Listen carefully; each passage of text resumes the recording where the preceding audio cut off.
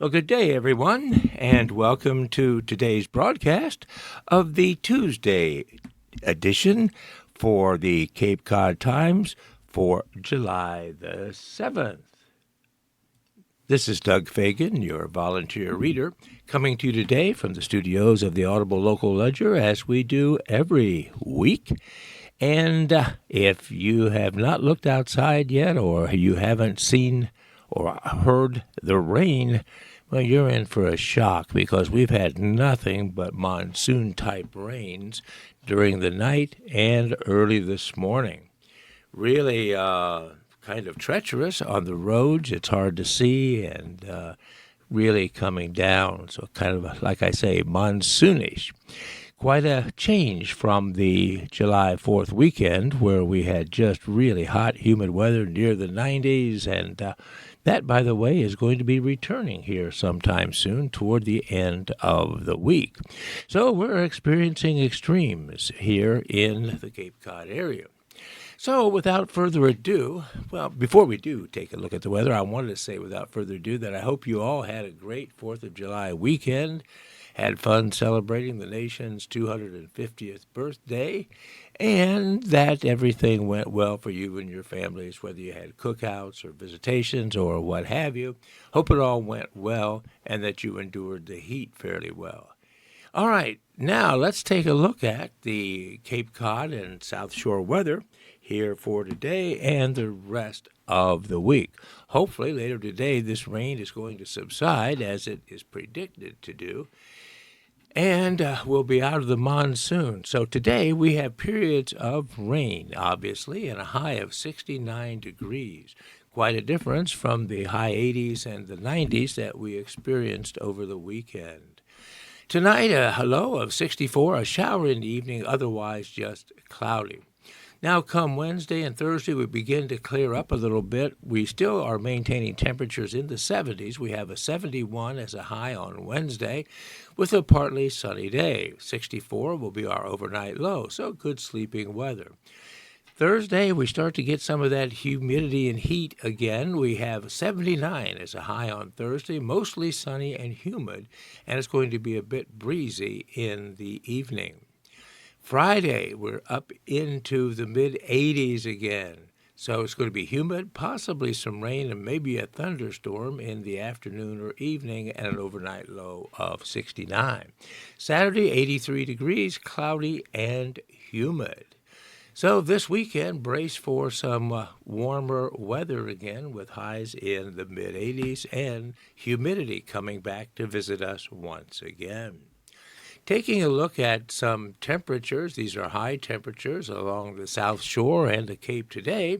We have a 69 in Plymouth and Buzzards Bay and Wareham, pretty consistent all the way around, with rain there as well. Crossing the bridge into Sandwich, we have a high of 67 there, 69 here in Mashpee and Falmouth, as well as Hyannis and Dennis, 70 in Barnstable, 69 in Chatham, Brewster, 70 in Eastham, Truro, and Provincetown. So very consistent temperatures, high 60s, very low 70s, all throughout the South Shore and the Cape today, with rain throughout much of the day, hopefully subsiding a bit by later this evening. Nantucket Sound water temperature today is 76 degrees. Wave heights out there on the Sound 3 to 5 feet. Wind direction northeast 10 to 20 knots. Looking at Cape Cod Bay, water temperature there 72, still not bad. Wave heights a little higher, 4 to 8 feet there in the bay. Wind direction east-northeast at 20 to 30 knots. Heading out to the islands at Martha's Vineyard there at Oak Bluffs, we have 70 degrees as a high, same at Edgartown, and of course rain and cloudy skies. Further out to Nantucket, we have 68 as a high at Secaucet, 69 at Nantucket Village, and again the consistent rain and cloudy skies. So if you're looking to get out and about sometime this week, tomorrow and Thursday look to be pretty good days. They're devoid of rain, and we're going to have mostly sunny days then. Friday, we get some rain back with some partial sun. and higher humidity. So if you're out and about, Wednesday and Thursday look to be good days to do so. All right, friends, let's take a look at today's Tuesday edition of the July 7th Cape Cod Times, starting with page 1, see what articles of local, regional, state interest we have there. Then we'll move on to articles of national and international references. As we turn the pages and go to page 1, I'd just like to remind you that here we are a week already into July, and we didn't really have, as you well know, much of a spring. And we ask ourselves now, where is the summer going? So, it won't be long. Next week, this time, we'll be halfway through July, and they say, oh my gosh, June's gone, July's gone. Here comes August, and then the beautiful fall that we have here in the Cape and Islands is wonderful, but boy, the time seems to be slipping by ever so quickly. Well, here, friends, on page 1 is a beautiful picture of an American flag atop the bow of a ship. And underneath that, we see the main article headlining the page 1, and it says, Where to See the Tall Ships for the Sail 250 event. This article was by Heather McCarron of the Cape Cod Times Network, and it says dozens of vessels to travel past Cape Cod. Underneath the picture, it says Kalmar Nickel, Delaware's replica 17th century tall ship, confirmed that the vessel will pass through the Cape Cod Canal, one of more than 60 to participate in the Meet Boston Parade of Sail on July the 11th. The photo was taken when the Kalmar Nickel, that's the name of the ship, Kalmar, capital Nyckel, was docked at the Macmillan Pier in Provincetown last year in August of 2025. All right, friends, here's the article. One by one, the tall ships will begin appearing on Cape Cod's horizon through the Cape Cod Canal and especially off Race Point Beach, that is, in Provincetown. Beginning as early as July the 7th, that's today, dozens of tall ships and other vessels bound for Boston Sail 250 will make their way past the Cape, giving residents and visitors a chance to see some of the world's most famous sailing vessels before they reach Boston Harbor. Some will transit the Cape Cod Canal. Others, their towering mast too tall to fit beneath the Bourne and the Sagamore bridges, will round the tip of Cape Cod, offering rare viewing opportunities from Sandwich to Provincetown before the fleet assembles for the Meet Boston Parade of Sail on July the 11th. So, where to see a Sail 250 ship at the Cape Cod Canal? Well, for those hoping to catch ships in the canal, Sandwich Harbor Master Nicholas Giordano recommends heading to the East End. From our vantage point at the east end of the Cape Cod Canal, I believe the Sandcatcher Recreation Area, located across from the Coast Guard Cape Cod Canal Station, will provide some of the best and safest public viewing opportunities for the tall ships as they depart the canal, Giordano said. From the parking area, visitors can walk along the pathway adjacent to the Cape Cod Canal Visitor Center, he added, which offers excellent views of the vessels as they enter or exit the canal. Depending on weather and visibility, Giordano said, it may be possible to spot some of the taller vessels from Sandy Neck Beach Park in Barnstable with binoculars. So when do we see Sail 250 ships in the canal? Well, exactly when individual ships do arrive will depend on weather, tides, voyage plans. But Giordano said there is a likely window for spectators. Timing does play a significant role in determining when vessel transits the canal, he said. Most sailing vessels and experienced mariners prefer to travel with a fair tide, as an opposing current can substantially increase transit time and, for powered vessels, fuel consumption. Based on current tidal predictions, he said, the eastbound current is expected to be the most favorable during the morning hours between Tuesday, July the 7th, and Thursday, July the 9th, making that the most likely window for vessels heading toward Boston. Visitors, however, should keep in mind that schedules remain fluid. Boston Sail 250 organizers echoed that uncertainty. One of the things that make maritime travel so unique, and sailing in particular, is that the travel is so different from that we do on land, an organizer said in response to questions from the Cape Cod Times. Conditions change, winds change, guidance from harbor masters and the Coast Guard can impact movements, and thus giving exact times within which these ships will pass Cape Cod can really only be done much closer to the actual time of the event. In all, more than 60 vessels are participating in Boston Sail 250. Many of the ships traveling north from Sail 250 in New York will be able to pass under the canal bridges. There is no definitive list of which of them will choose that route. However, Port Captain Sharon Dounce of the Kalmar Nickel ship, Delaware's replica 17th century tall ship, confirmed that vessel will pass through the canal, likely around slack tide on July 9 or during the early morning hours of July the 10th. So Race Point Beach in Provincetown offers a front row seat for viewing. Not every ship will have the choice to pass through the canal because they exceed the canal bridge's 135-foot clearance. Boston Sail 250 organizers say Race Point Beach and adjacent spaces on the North Provincetown coast will provide the best opportunity on the outermost shores of the Cape to spot some of the world's largest square-rigged tall ships.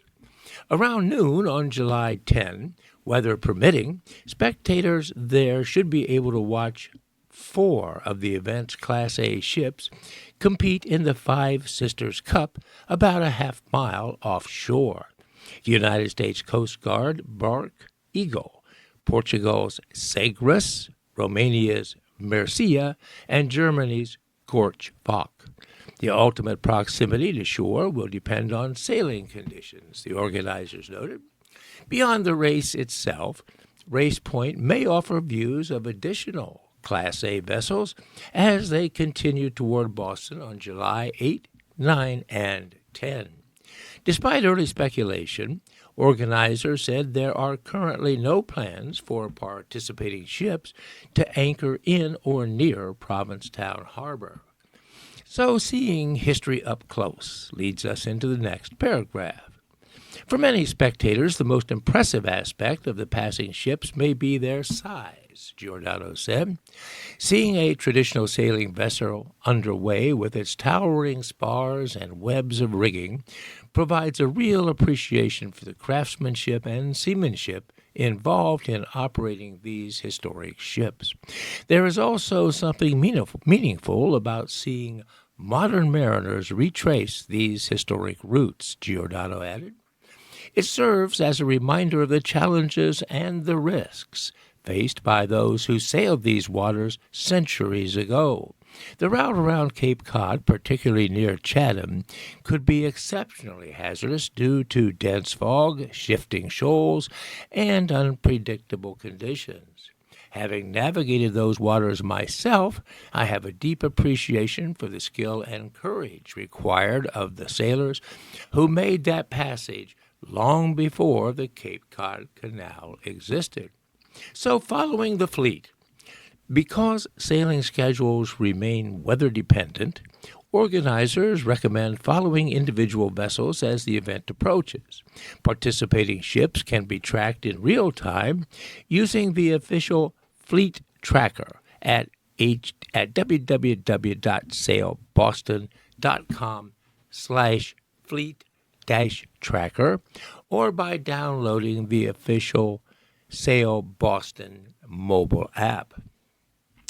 After passing Cape Cod or crossing at the canal, the fleet will stage off Nahant and Revere on the evening of July 10 before organizing into flotillas for the Meet Boston Parade of Sail. Beginning at about 9 a.m. on July 11, the flotillas will enter Boston Harbor from Broad Sound, follow the main harbor channel, turn near Charlestown, and proceed to their assigned berthing locations. Boston Sail 250 continues July 11 through the 16th, with public boarding of many of the ships, a free waterfront festival featuring live entertainment, food, exhibits, and a Ferris wheel, along with fireworks over Boston Harbor on July the 11th and the 15th. All right, friends, there you have it. The article about Boston Sail 250, which should be quite exciting, and a reminder that between the morning hours of today, Tuesday, July 7th, and Thursday, July the 9th, the most likely window for vessels heading toward Boston that you could see for those going through the Cape Cod Canal. Hopefully, many of us can make it down there to take a look. That's a beautiful sight indeed. All right, let's move on. This next article, again from page 1, says as a headline, Drought, Heat Wave, Spur Water Concerns.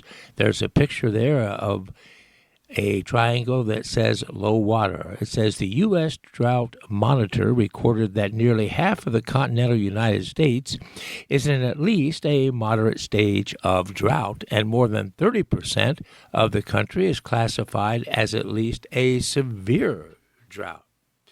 So residents are asked to conserve municipal water supplies. This article is Janine Santucci originated. It's a USA Today article. It says Americans across the nations are being asked or ordered to conserve water thanks to widespread drought made even worse by punishing heat waves. It's being felt this summer in Virginia, the Carolinas, Pennsylvania, Colorado, New Jersey, and more states as well.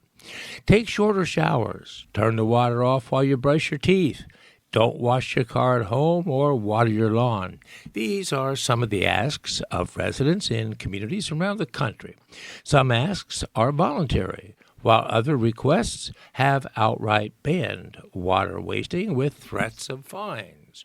Meanwhile, agricultural uses far more water than households in the United States, obviously. So does your shorter shower or unwatered lawn actually make a difference?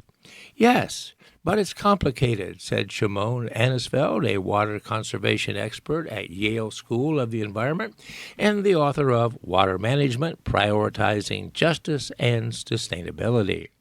Household water comes from a limited supply, often unrelated and closed off from a vast agricultural water supply. Though that setup varies by region, local governments actually do often need people's help to protect their limited residential water supply. The bottom line, Anisfeld said, for a shorter shower to make a difference, everyone needs to get on board. It's just like voting. Any one vote doesn't matter, but collectively voting does matter, he said. If you live in a city of 1 million people, your 15% cut in water use isn't going to save the city. But if everybody does it, or half the people do it, then you really do have a positive effect on saving water. As of July the 2nd, the U.S. Drought Monitor recorded that nearly half of the continental United States, or 48%, is in at least a moderate stage of drought, and more than 30% is classified as at least a severe drought. Regions with the worst drought conditions include the West, where wildfires have been raging, parts of the High Plains, the Southeast, the Mid-Atlantic regions as well. Virginia Governor Abigail Spanberger is urging all state residents, and especially those in southern and central Virginia, to conserve water as the drought creates challenges for communities and farmers across their state. For example, residents are Asked to turn off faucets while brushing teeth, washing hands, and shaving. Water lawns only when necessary and before 10 a.m. to reduce evaporation. Take shorter showers and baths. Use a commercial car wash instead of washing cars at home. Wash only full loads of laundry and dishes. Fix leaky pipes and running toilets. Reuse water for watering plants or cleaning instead. But in some places, water restrictions are no longer voluntary. In Raleigh, North Carolina, for example, there had been 748 violations of water restrictions as of June 29th. Raleigh Water Assistant Director Edward Buchan told USA Today in an email. Violators get warning letters before fines, but ultimately water may be disconnected. That would be rather drastic. On a local scale, water consumption is broken up into 3 categories: household use, industrial or commercial use, such as restaurants, hospitals, factories, and the like, and non-revenue water, firefighter water, and things like leaks in the system, Anisfeld said. In most cities, household use is, of course, the biggest of the 3. In some regions, a lot of that household use is made up of outdoor use, like for watering lawns and filling pools. In wetter climates where residents don't have to water their lawns, indoor use, such as for showers, is more impactful. When water restrictions are in place, the mandatory ones tend to be focused on outdoor use, but cities and counties still urge residents to also voluntarily conserve indoor water usage.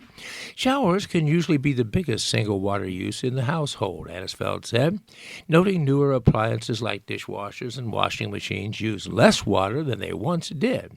However, showers have become actually relatively more important as everything else has gotten more efficient. According to the Environmental Protection Agency, the average shower time in the United States is about 8 minutes and uses about 16 gallons of water. More than 1 trillion gallons of water are used every day in the country on showering alone. If every person reduced their shower time by 1 minute, the nation would save 170 billion gallons of water each year, so said the EPA.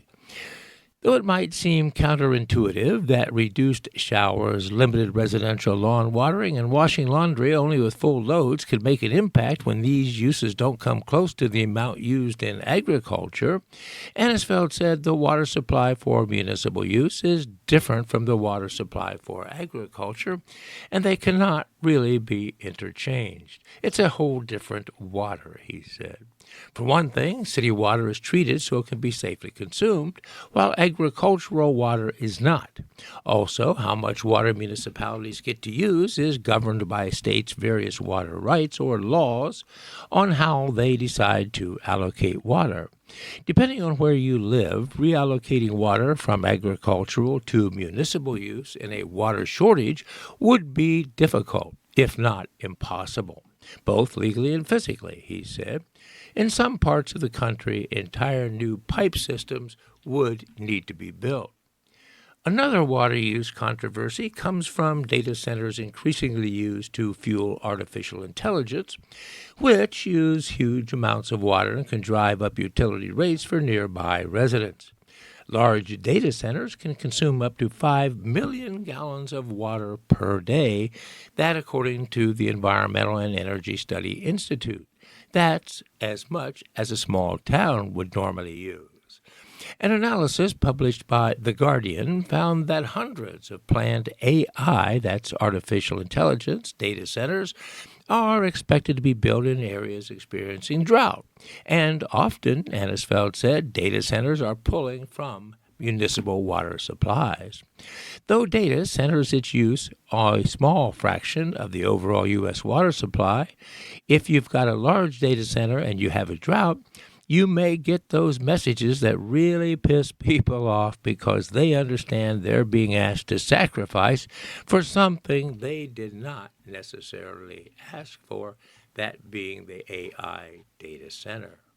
All right, there you have it, friends, an article on drought and the heat wave spurring water concerns across the country, and certainly here on the Cape, we've been in a drought for some time. So use your water wisely. Here on page 1 is yet another article relative to the Cape. Its headline says, "So what's next for 7,000 acres inside Joint Base Cape Cod?"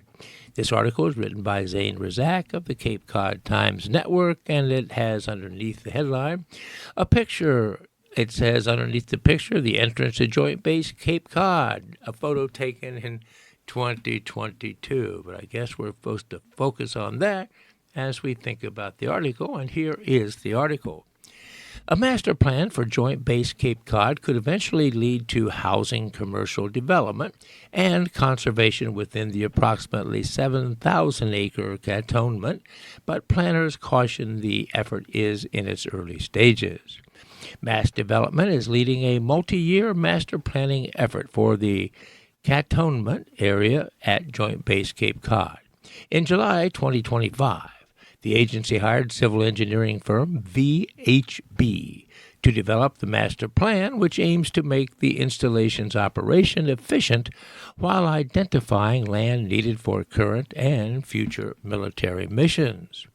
The plan will also examine whether surplus or underused portions of the cantonment could support housing or economic development. We need to make sure that we protect our missions and plan for our potential future missions, so that's always going to be the forefront of planning, said Joint Base Cape Cod Executive Director Matthew Porter during a Massachusetts Military Civilian Community Council meeting. But as we do that, there may be opportunities as well for things that benefit the overall community. Kelsey Schiller, Director of Communications for Mass Development, told the Cape Cod Times that planners have not yet pinpointed any areas of opportunity for redevelopment and are still assessing existing land uses, infrastructure, natural resources, mobility, and force protection considerations. The master plan may identify opportunities to address the regional housing shortage and grow the local economy, among other things. In this early stage, no residential unit range or target populations have been determined, so said Schiller in an email. The planning effort will consider lessons learned from other active military bases, said Schiller, including Mass Development's redevelopment of Devens, and will also continue to coordinate Joint Base Cod leadership, the Massachusetts Military Asset and Security Strategy Task Force, Barnstable County, and Cape Cod municipalities. The master plan may also find potential partnership with private developers, nonprofits, and or other entities, if appropriate, said the Mass Development spokesperson. Mass Development said more information is available at jointbasecc.com, including all previous presentations and other materials. Interested parties can subscribe for future updates, including upcoming public meetings and surveys. No public meetings are currently scheduled, though staff typically attend public meetings at Joint Base Cape Cod, including the Massachusetts Military Civilian Community Council. All right, there you have it. The article relative to what's next for 7,000 acres inside Joint Base Cape Cod. For those of you who may be interested in following this particular situation, I'll give you that email address again. It's Joint Base CC for Cape Cod. It's all small print, lowercase, of course, jointbasecc.com. And you can follow the progress of the Planning Commission for what's going to become of various acreage inside Joint Base Cape Cod. Well, friends, we are at the halfway point of today's broadcast, and somewhat surprisingly, we do have a couple obituaries in the paper today. I say surprisingly because the papers in the recent weeks have pretty much been devoid of obituaries. I would imagine that's due to the cost of placing an obituary. That's just my guess. Anyhow, this first obituary has a date line of Mashpee, and it is of William Robert Lyons. Here it is. William Robert Lyons, 92, of Mashpee, formerly of Cohasset and Green Harbor, passed away peacefully, surrounded by loved ones, on July 2nd. Beloved husband of the late Eleanor Bunny Lyons, he was born in Boston on July 11th, 1933, the son of the late John and Mary Lyons. Bill was a graduate of Mission Hill High School and attended Boston College. He was a U.S. Navy veteran and served time in the Korean War, where he was stationed in the French Morocco unit and in Germany. He had a long career working for Ma Bell and the New England Telephone and Telegraph Company until he retired in 1992. Bill loved traveling with Bunny, whether it be to Bermuda, Ireland, or on a cruise to somewhere new. They cherished their getaways to Martha's Vineyard, their summers at Longell Beach, and winters in Naples, Florida. Bill was a man who always kept active during his retirement, enjoying playing scat with his longtime Milton friends and golfing as well. He was a devoted member of his community, volunteering his time to drive dialysis patients from Green Harbor to South Shore Hospital, and he served as a board member of the Marshfield Senior Citizens Center. He was a man of faith and a member of Our Lady of the Assumption Catholic Church in Marshfield and Christ the King Church in Mashpee. For the past 7 years, he lived with his daughter Susan and her family in Mashpee, where he enjoyed time in his man cave, or west wing, as well as sitting outside in the porch doing Sudoku until his last day. Bill loved history, easy listening music, reading the Boston Globe, watching the Patriots and Red Sox, when they were winning, that is, and playing Wordle. He loved spending time with family, talking with children and grandchildren, and attending many of their sporting events, graduations, weddings, and sharing stories from his. The family would like to thank and offer our sincerest gratitude to the Sandwich Fire Department, who made a safe journey home from rehab possible, to Dawn Black and her caring aides, Veronica, Christina, Monique, Natasha, and Linda, who showed compassion and respect to our dad in his final hours. In lieu of flowers, the family requests donations to On-Site Academy, Post Office Box 448, Westminster, Massachusetts, in honor of all of our veterans and first responders suffering from PTSD. Visitation for Bill will be on Wednesday, tomorrow, July the 8th, 4 to 7 p.m. in the Chapman Funeral Home and Cremations, John Lawrence Chapel, 3778 Falmouth Road in Marston's Mills. Funeral Mass will be celebrated on Thursday, July the 9th at 10 a.m. in Christ the King Church in Mashpee. Burial will follow in Sandwich Town Cemetery. All right, there you have it. The rather extensive but interesting obituary of William Robert Lyons, Lyons, of Mashpee. Our next obituary today is that of Harry J. Pina, P-I-N-A, Sr., with a date line of Worcester. Harry Pina, Sr., 83, of Worcester, died Saturday, May the 30th, in UMass Memorial Medical Center University campus.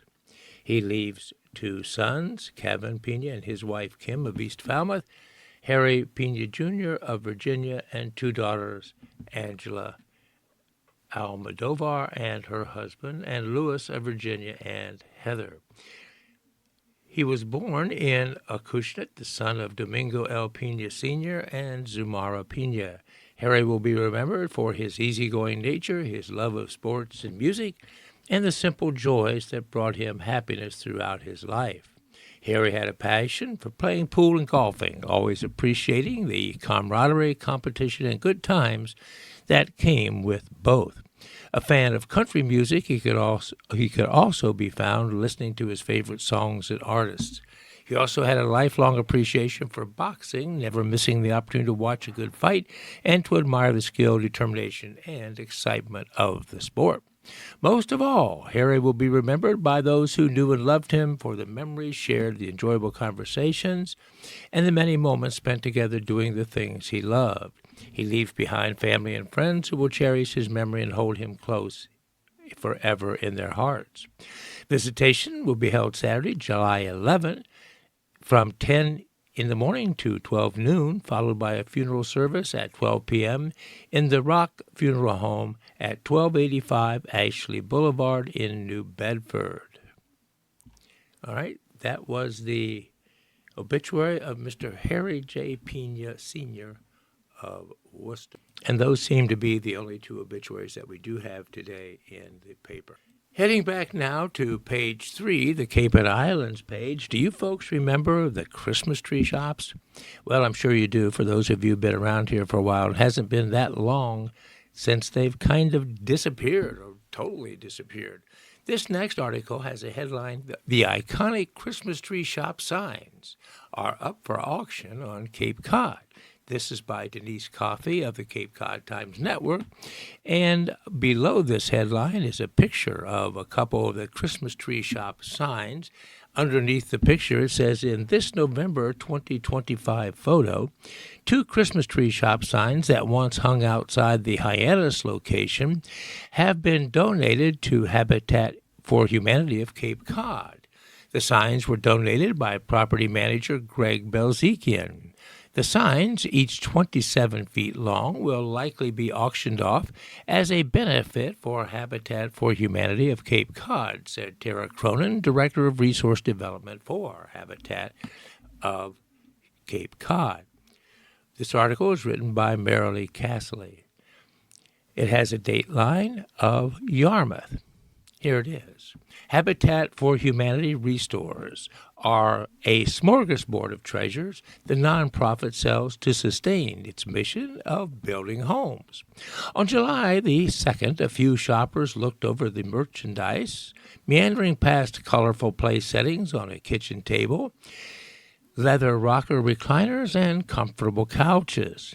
But there's one thing that Habitat for Humanity Cape Cod has that no other store has, that being 27-foot-long exterior building signs from the iconic Christmas tree shops.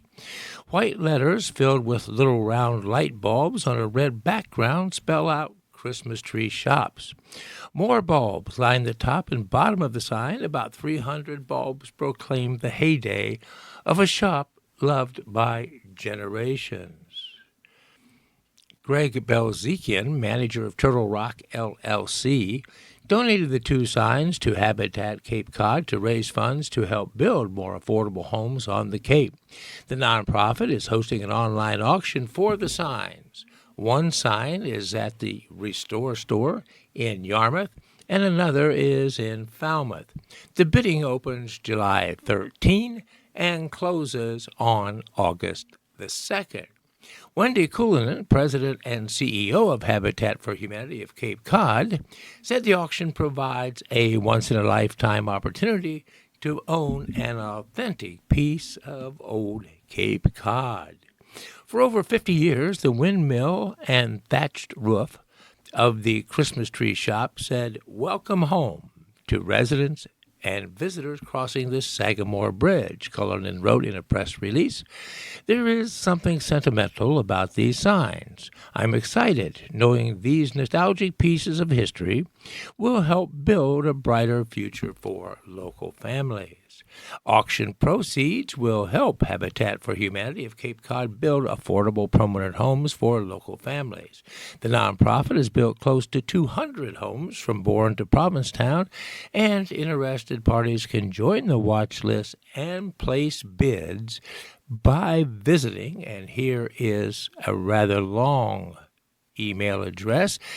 It is this: signs-of-hope.betterworld.org/auctions/signs-hope-tree-shops.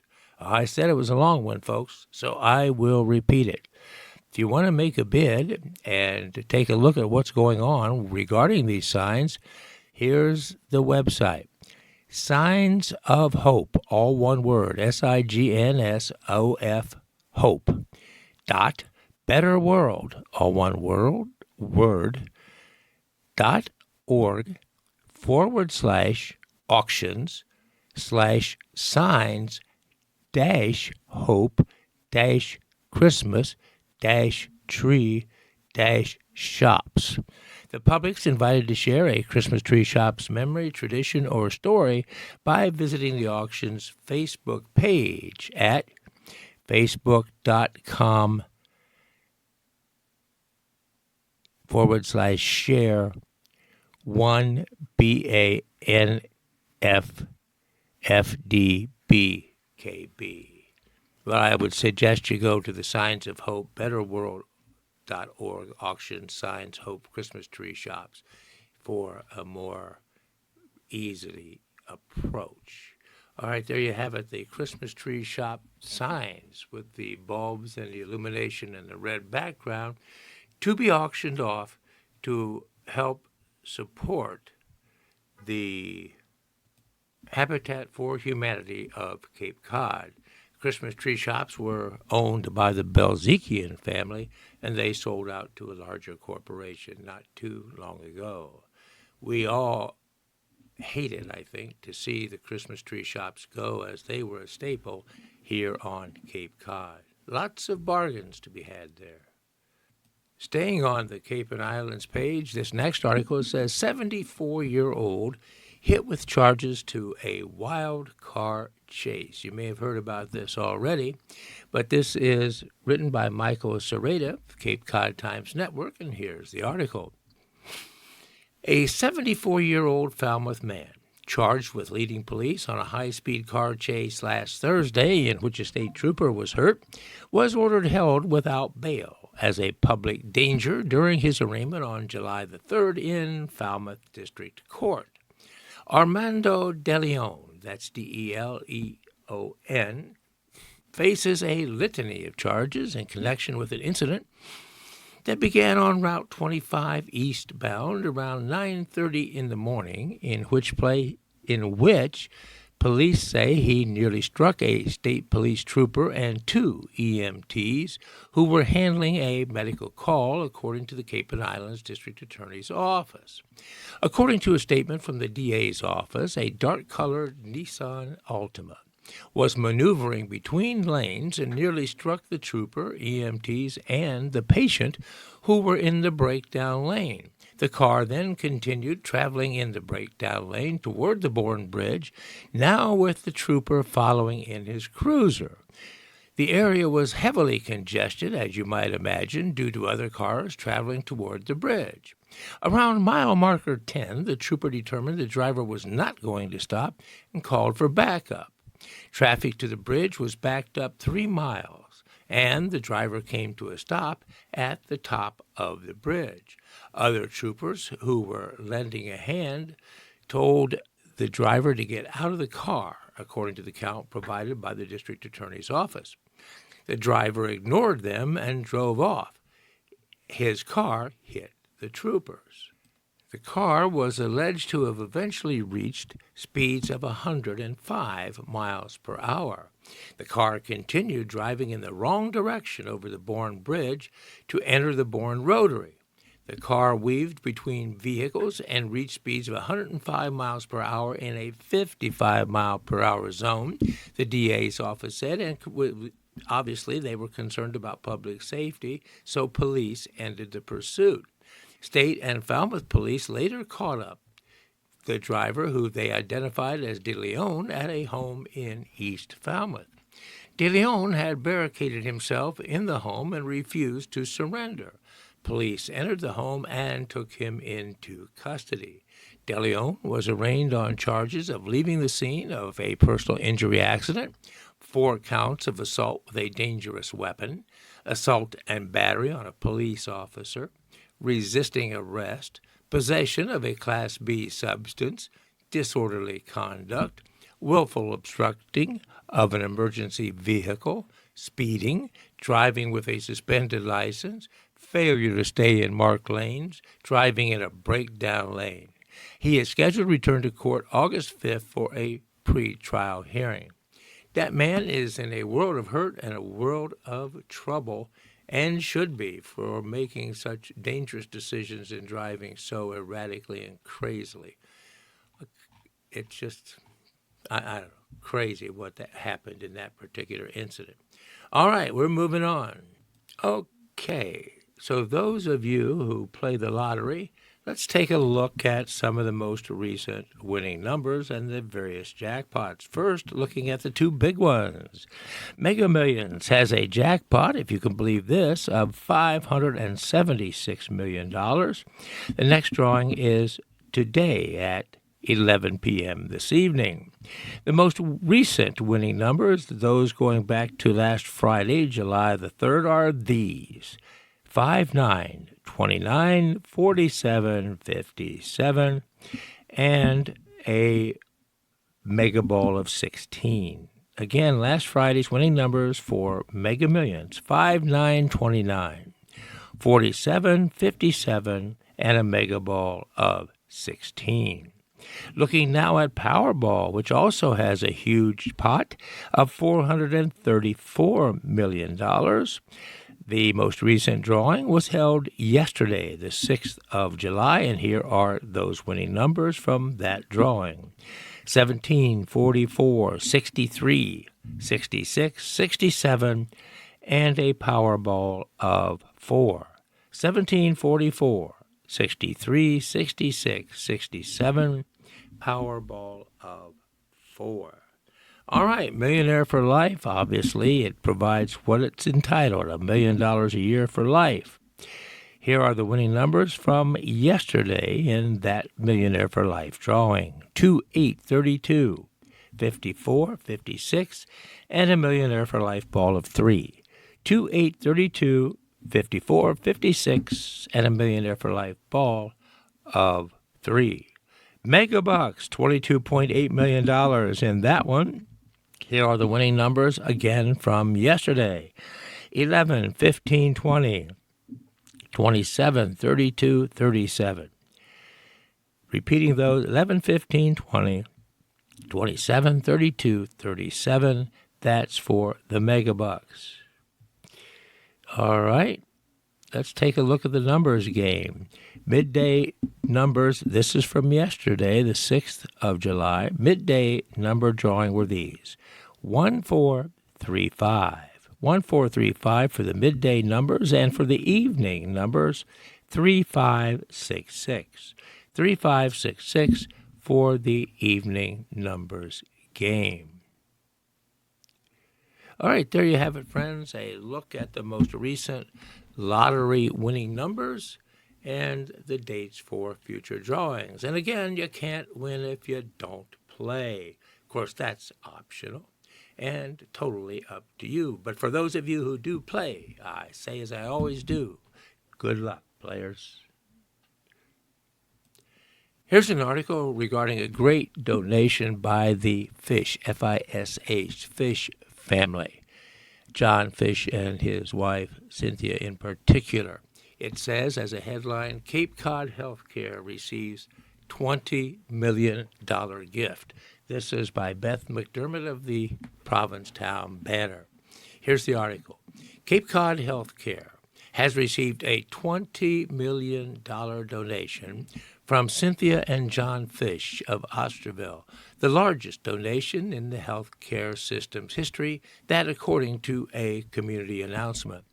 The donation will fund new initiatives focused on elder care, overall patient care, and expanded access for the community.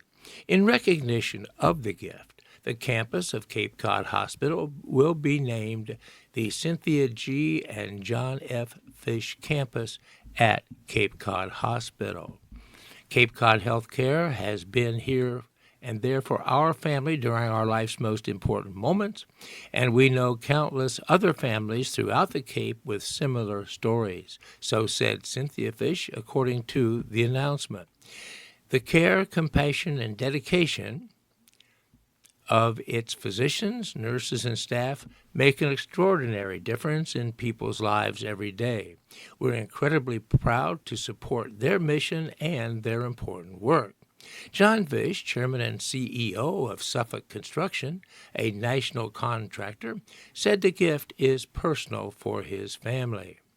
For many years, Cape Cod Hospital has been part of the fabric of this special community while providing exceptional care to residents and visitors alike. This incredible healthcare institution has also touched our own family in meaningful ways, which makes this gift especially personal for both Cindy and me, said John Fish, that according to the announcement. We are honored and privileged to support Cape Cod Healthcare's mission to deliver the highest quality, accessible health services on Cape Cod today and for many generations to come. Michael Lauf, President and CEO of Cape Cod Healthcare, said the donation will help expand access to overall care. The generosity of the Fish family represents a partnership that shares in the vision of Cape Cod Healthcare to provide top-tier medicine and an exceptional care experience for those we serve in our unique region, Lauf said. This impactful donation will further our unwavering commitment to expanding access to the highest quality care for our community and our visitors. As Barnstable County has one of the nation's oldest populations, it will also strengthen our ability to deliver specialized care and services for our older patients. Cape Cod Healthcare is a leading provider of healthcare services on Cape Cod with more than 600 providers, over 5,000 employees, and more than 250 volunteers.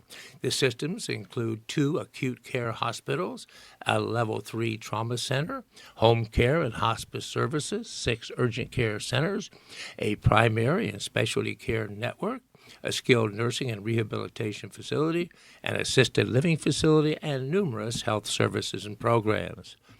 Cynthia and John Fish are leaders in business, philanthropy, healthcare, education, and civic engagement.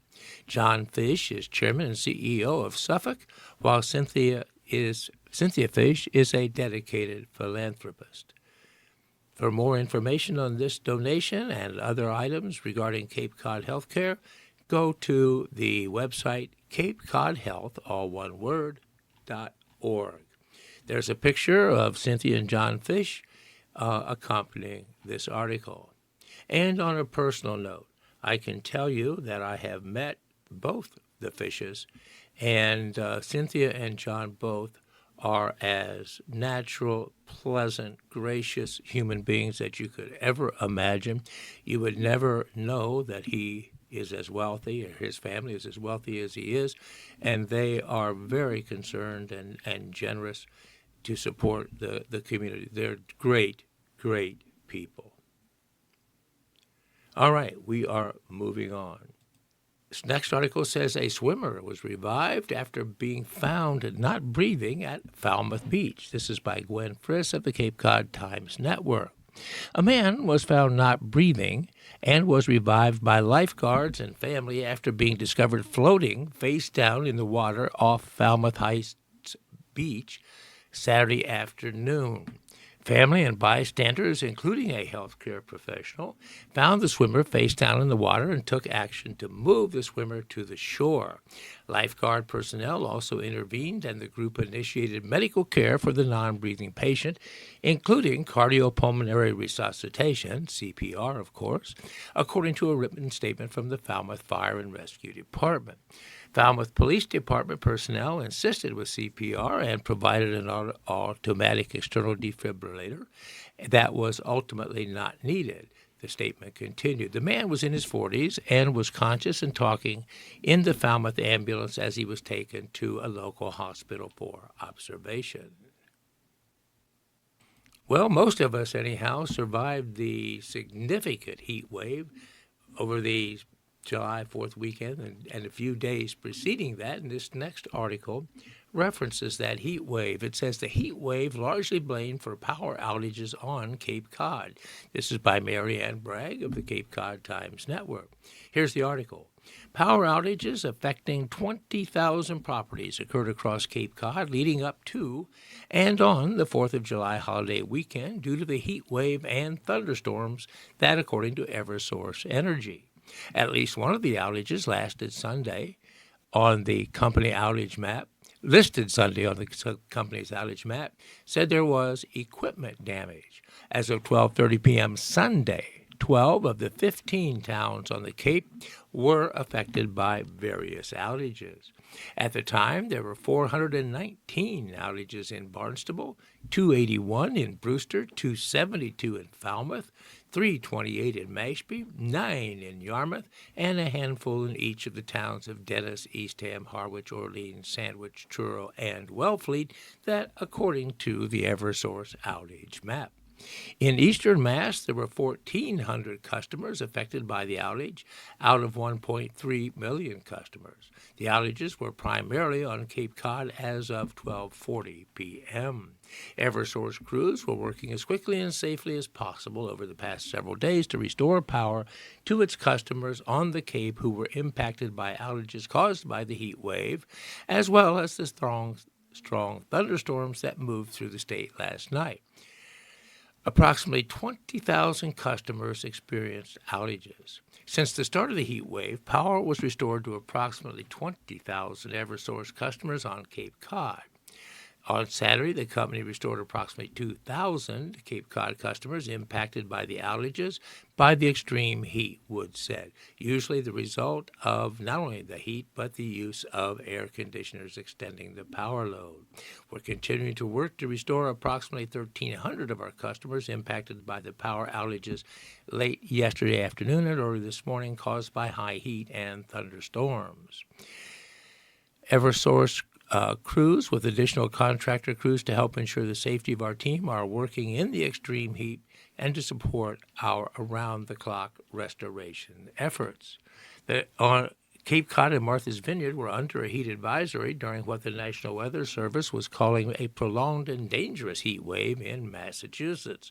That advisory, which extended through 8 p.m. on July the 4th, was a step down from the extreme heat warning most of the rest of the state endured. As of Sunday midday, the National Weather Service predicted at the Hyannis Airport a partly sunny day with a high near 76, so that overnight low was predicted around 63, ending the heat wave. However, more of a heat wave is expected to happen this coming weekend. Well, for those of you who are following the World Cup soccer, you know, if you listened to or watched the program last night, the USA national men's team lost to Belgium, a very top 10 rated European team, by a score of 4-1. Really wasn't much of a contest as Belgium outplayed the United States men's team for most of the game. So the United States has a way to go yet in international soccer play. Belgium will now move on to Los Angeles, where they will next face European champion Spain. And staying with sports, those of you who love the Boston Red Sox, I feel your pain. Boston is in last place in the Eastern Division with a losing record, 40 wins and 48 losses, 12 and one-half games behind the leading league Tampa Bay Rays. The Yankees are 4 games behind Tampa Bay, which is a bit surprising.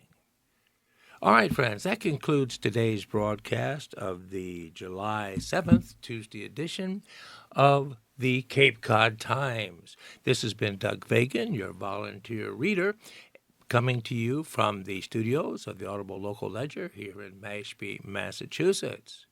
I thank you for the time, for your time, and for the privilege of being able to read for you today, and look forward to doing so again next week. Until then, friends, stay happy, stay healthy, and so long for now.